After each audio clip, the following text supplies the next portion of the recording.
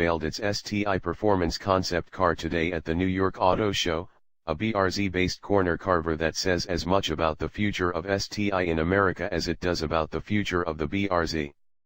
And while this marks the world's first official look at the STI concept, Subaru gave me a preview of the car, and a long description of its significance, on a trip to Japan last month. The performance concept sends a tangible message about the motorsports heritage and engineering capability of Subaru Technica International. STI started life as the motorsports arm of Subaru parent Fuji Heavy Industries. Appropriately, the concept car uses a racing power plant. Under the hood is the same turbocharged, 2.0-liter boxer 4 that powers the BRZ GT300 from Japan's Super GT series, estimated at around 300 horsepower and 330 pound-feet of torque. But the STI concept is more like the ultimate road version of the BRZ instead of a recapitulation of an existing race car. Chassis, suspension and braking components can all be found on the Japanese domestic market's road-going BRZ TS, for instance. Subaru invited me to drive the TS on that same trip, so stay tuned for a report on that experience later this week.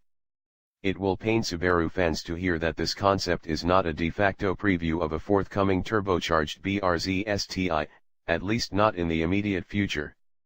STI has been charged with expanding its presence and reach in the North American market, but the process is going to roll out slowly without jumping straight to a fully realized production vehicle. Stage 1 of the STI expansion will be a consolidation of parts and aftermarket support in the US. Subaru has offered a pastiche of performance products through its dealerships up to today, including the US-only Subaru Performance Tuning, SPT, parts. In the near term, the company will phase out SPT in favor of STI parts and accessories, meaning you'll be able to purchase a lot of the stuff that the Japanese market has today. And we're talking about parts that actually impact performance, not just STI badged shift lever knobs or gas caps. The STI performance concept does show that Subaru sees a future for its rear-drive coupe in the American market, and that it wants to cater to enthusiasts. Stage 2, which will happen in roughly the next year and a half, is to bring an STI-tuned version of the BRZ to the US, not unlike the JDM BRZ TS. Selling a car like the TS stateside, that is to say a BRZ with suspension and handling upgrades, but not more power, is a simpler process than redeveloping the entire car for a turbocharged powertrain. If the time frame Subaru discussed in Japan holds true, such a BRZ variant could show up for the 2017 model year, though probably not sooner. Stage 3, likely 2 to 3 years away, is harder to discern.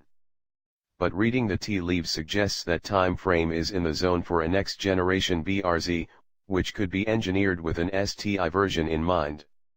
The cost of certifying a totally new model for US emissions and safety regulations is prohibitive for a small automaker like Subaru, but baking it into the product plan from the start reduces that expense. The truly good news is that Subaru is committed to expanding the profile of the STI brand in the US, and that commitment is part of business plan through 2020.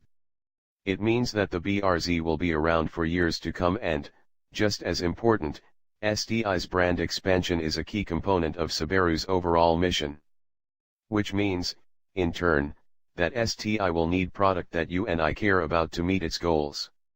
So, the STI performance concept will not morph into a BRZ STI next year. Sorry to repeat that bad news. The good news, for the patient and the willing, is that it will transform the future Subaru models for the better.